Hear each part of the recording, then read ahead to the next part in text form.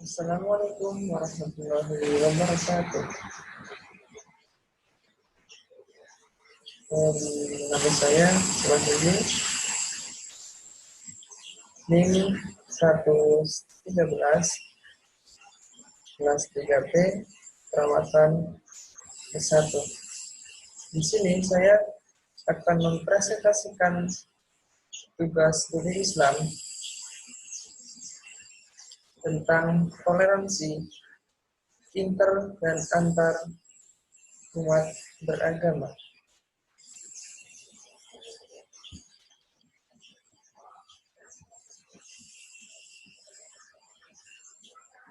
Kita sebelumnya harus mengetahui definisi toleransi itu sendiri. Toleransi atau toleran secara bahasa, kata ini berasal dari bahasa Latin, yaitu tolerer, yang berarti dengan sabar membiarkan sesuatu. Atau pengertian lainnya yaitu perilaku atau sikap manusia yang tidak menyimpang dari aturan di mana seseorang menghormati atau menghargai setiap tindakan orang lain.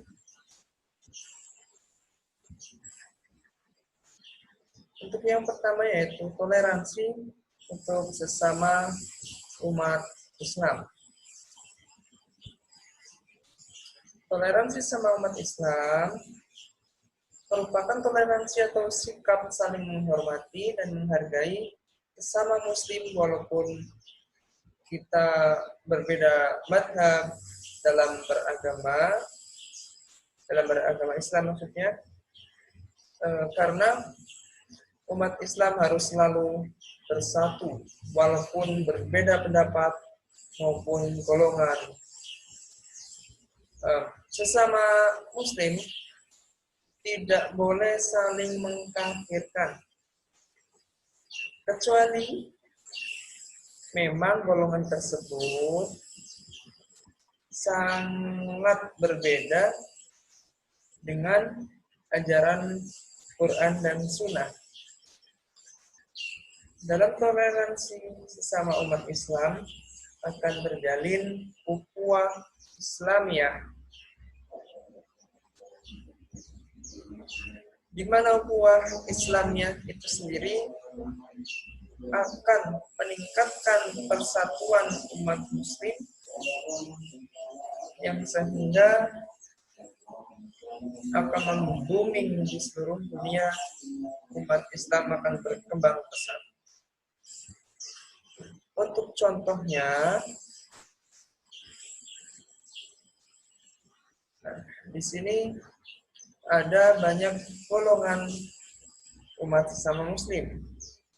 Yang pertama ada jihadi, mungkin sekelas Hamas dan sebagainya, itu untuk melawan Zionis yang membenci Islam.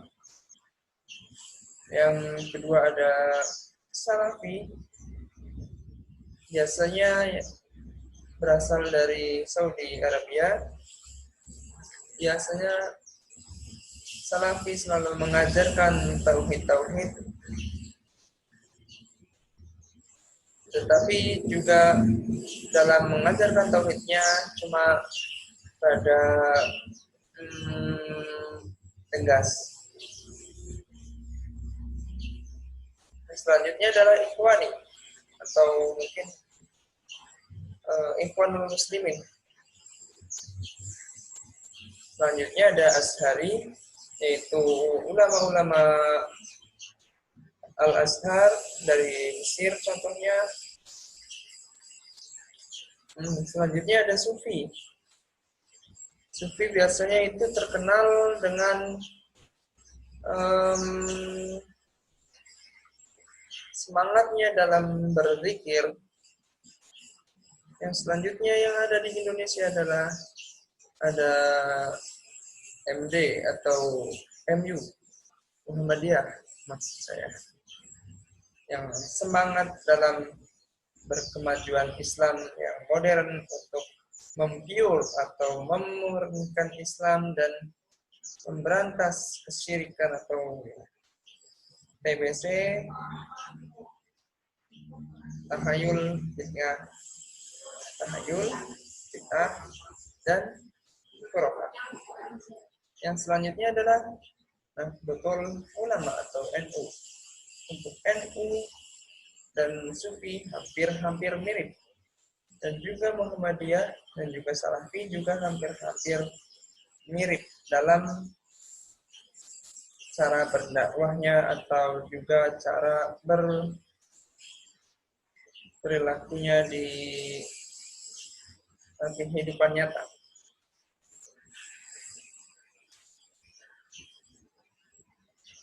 Selanjutnya saya akan menjelaskan tentang dalil-dalil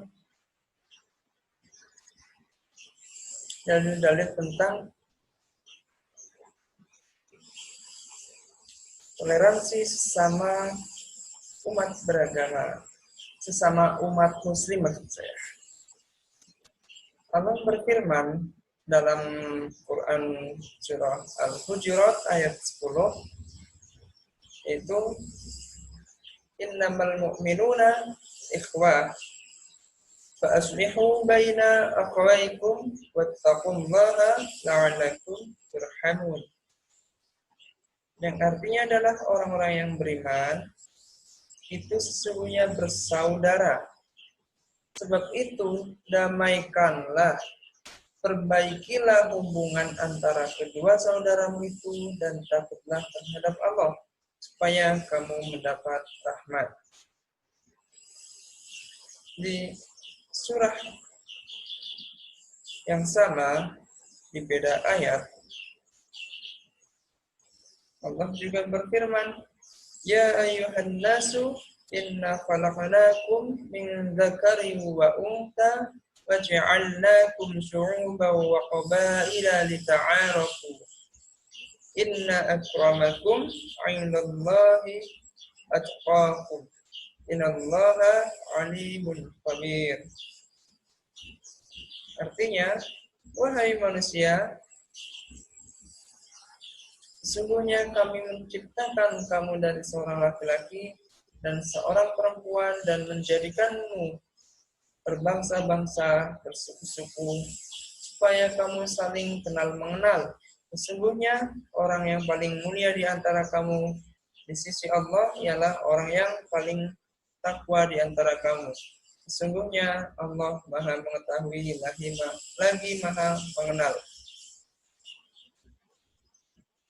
Dalam ayat tersebut disebutkan bahwa Allah itu menciptakan berbangsa-bangsa, bersuku-suku, dan lain sebagainya, bahwa umat muslim itu memang banyak suku-sukunya, bangsa-bangsanya, sehingga diharuskan untuk saling mengenal, lita'arafu. Dan untuk ukuran yang Allah pandang itu adalah takwanya. Maka sesama umat muslim kita berlomba-lomba untuk meningkatkan ketakwaan pada Allah Subhanahu wa taala. Assalamualaikum warahmatullahi wabarakatuh. Saya Rizal Pratama, NIM 1911000119. Di sini saya akan melanjutkan materi tentang toleransi. Selanjutnya, toleransi antar umat beragama. Toleransi antar umat beragama memang sangatlah penting juga demi kedamaian di dalam dunia, karena Islam datang dengan penuh kedamaian. Toleransi antar umat beragama mempunyai batas-batas. Toleransi tersebut hanya sebatas untuk kehidupan sehari-hari atau semua yang berhubungan dengan keduniawian, bukan tentang akidah dan ibadah. Perlulah kiranya kita untuk saling menjaga silaturahmi antar umat beragama supaya tidak saling curiga. Bismillahirrahmanirrahim. La ikraha fiddin. Qad tabayyana rusydu minal ghayy. Faman yakfur bit-taghuti wa yu'min billahi faqad istamsaka bil urwatil wuthqa lan fi shamalah Wallahu sami'un alim. Tidak ada paksaan dalam menganut agama Islam. Sungguhnya telah jelas perbedaan antara jalan yang benar dengan jalan yang sesat. Barang siapa ingkar kepada teguh dan beriman kepada Allah, maka sungguh dia telah berpegang teguh pada tali yang sangat kuat yang tidak akan terputus. Allah Maha Mendengar, Maha Mengetahui. Surat Al-Baqarah ayat 25. Selain itu, dalam kitab suci umat Islam terdapat Al-Quran surat Al-Kafirun yang berbunyi Lakum dinukum waliyadin, yang artinya adalah untukmu agamamu dan untukku agamaku. Dalam surat ini sudah cukup untuk menunjukkan bagaimana toleransi dalam beragama. Ini mencerminkan bagaimana untuk menghormati hak berkeyakinan sesama manusia. Tidak memaksakan kehendak pun tidak memaksakan seseorang untuk memeluk suatu agama tertentu dan tidak mendiskreditkan agama lainnya. Sekian presentasi dari kami tentang toleransi. Wassalamualaikum warahmatullahi wabarakatuh. Assalamualaikum warahmatullahi wabarakatuh. Di sini saya akan mempresentasikan tentang prinsip-prinsip Islam dalam mewujudkan kesejahteraan sosial, disusun oleh Sinta Kiki Amelia dan Faisnani Yogi Rohmah. Ya, yang pertama di sini saya Sinta Kiki Amelia akan menjelaskan tentang pengertian kesejahteraan sosial. Kesejahteraan sosial adalah keseluruhan usaha sosial yang terorganisir dan mempunyai tujuan utama untuk meningkatkan taraf hidup masyarakat berdasarkan konteks sosialnya. Di dalamnya tercangkup unsur kebijakan dan pelayanan dalam arti luas terkait dengan berbagai kehidupan dalam masyarakat seperti pendapatan, jaminan sosial, kesehatan, perumahan, pendidikan, rekreasi, budaya, dan lainnya. Selanjutnya, konsep kesejahteraan dalam Islam. Konsep kesejahteraan dalam Islam dapat dikatakan tidak semata-mata ukhrawi atau duniawi, sementara diserukan agar umat Islam mampu menguasai alam serta mengolah sumber daya yang diberikan Allah Subhanahu wa Ta'ala untuk kemakmuran umat manusia. Islam memperingatkan dengan keras agar umat Islam tidak terlalu rakus dengan penguasaan materi dan menganggapnya sebagai ukuran keberhasilan seseorang, apalagi melupakan sisi spiritual diri manusia. Prinsip-prinsip Islam dalam mewujudkan kesejahteraan sosial. Prinsip-prinsip ini dapat dilihat dari berbagai dimensi, antaranya yang pertama, adanya perintah Allah dan Rasul-Nya tentang keadilan, persamaan, hak dan kewajiban, perlindungan hukum, dan jaminan kesehatan yang tertuang dalam wahyu-wahyu Allah dan hadis Rasul-Nya. Yang kedua, praktek-praktek Nabi Muhammad baik saat di Mekah maupun di Madinah senantiasa mengarah pada terciptanya keadilan, kesejahteraan, persamaan, jaminan sosial, perlindungan hak pribadi, dan keamanan individu dan masyarakat. Saya Faisnani Yogi Rohmah, NIM 93, akan melanjutkan presentasi dari Sinta. Secara teologis, normatif, maupun rasional filosofis, Islam adalah agama yang sangat peduli untuk mewujudkan kesejahteraan sosial. Ada beberapa indikator untuk itu. Yang pertama yaitu, Islam bermakna selamat, sentosa, aman, dan damai. Ini sangat selaras dengan pengertian sejahtera dalam Kamus Besar Bahasa Indonesia, yaitu aman, sentosa, damai, makmur, dan selamat, terlepas dari segala macam gangguan, kesukaran, dan sebagainya. Dari sini dapat dipahami bahwa masalah kesejahteraan sosial sejalan dengan misi Islam itu sendiri.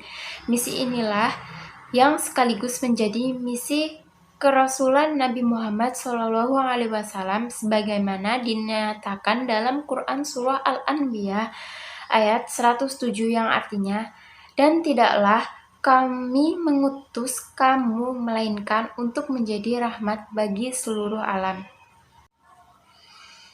Yang kedua, dilihat dari segi kandungannya.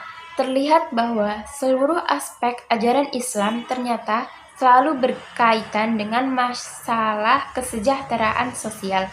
Hubungan dengan Allah misalnya, harus bersamaan dengan hubungan dengan sesama manusia, atau hablum minallah wa hablum minan nas. Demikian pula anjuran beriman selalu diiringi dengan anjuran melakukan amal soleh, seperti zakat, merupakan ibadah yang sangat jelas unsur kesejahteraan sosialnya. Ibadah haji mengajarkan seseorang agar memiliki sikap merasa sederajat dengan sesama manusia lainnya. Kemudian yang ketiga yaitu konsep kekhalifahan manusia di muka bumi. Upaya mewujudkan kesejahteraan sosial merupakan misi kekhalifahan yang dilakukan sejak Nabi Adam alaihi salam.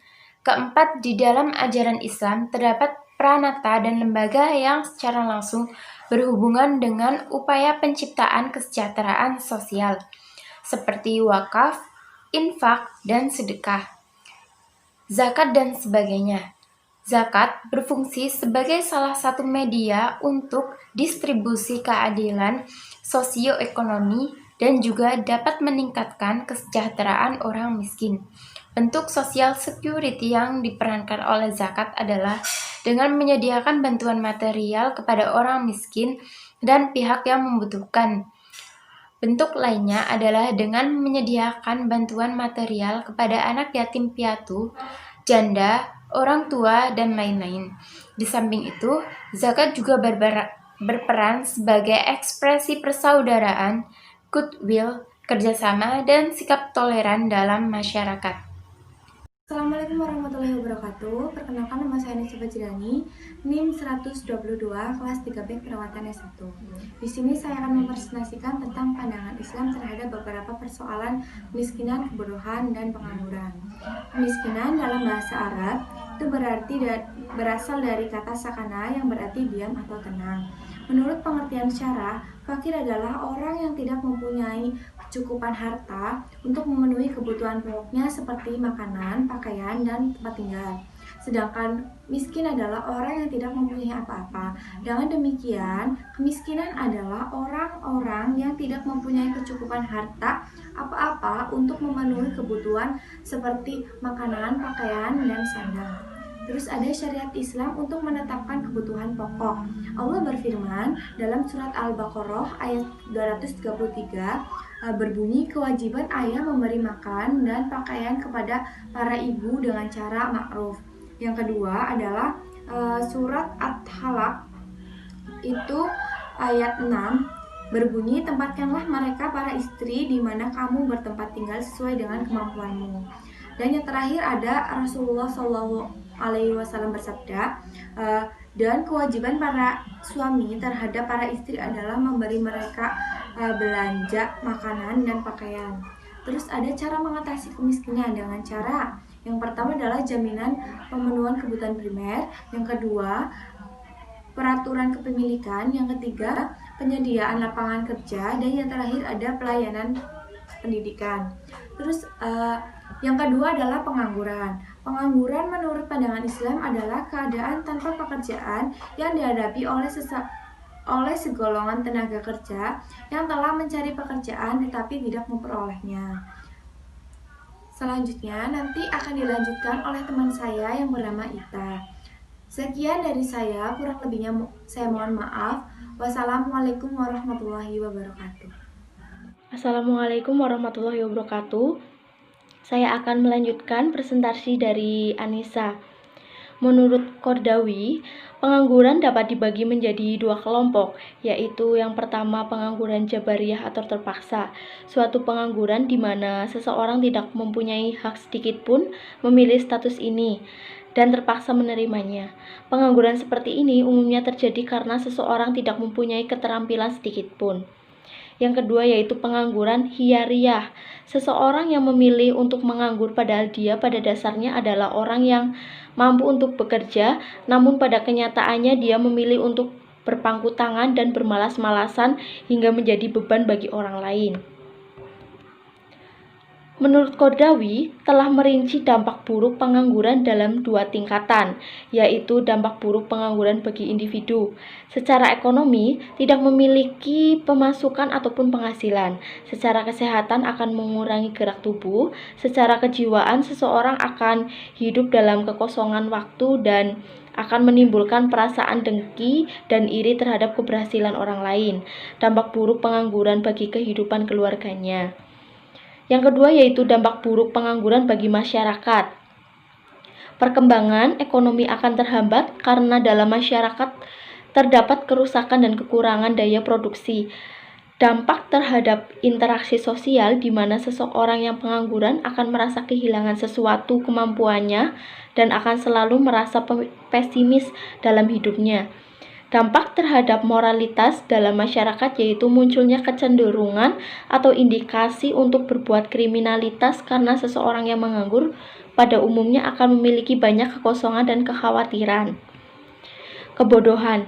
Bodoh dalam memahami agama seperti pada zaman jahiliyah. Bodoh di sini tidak dapat memahami agama Islam bukan karena IQ rendah, namun karena dia benar-benar tidak mau menggali ilmu agama yang dapat menguatkan imannya.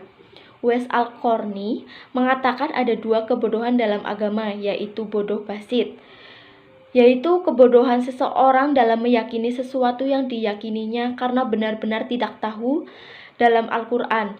Orang-orang yang bodoh dalam memahami agama Islam disebut sebagai orang-orang yang tidak berakal.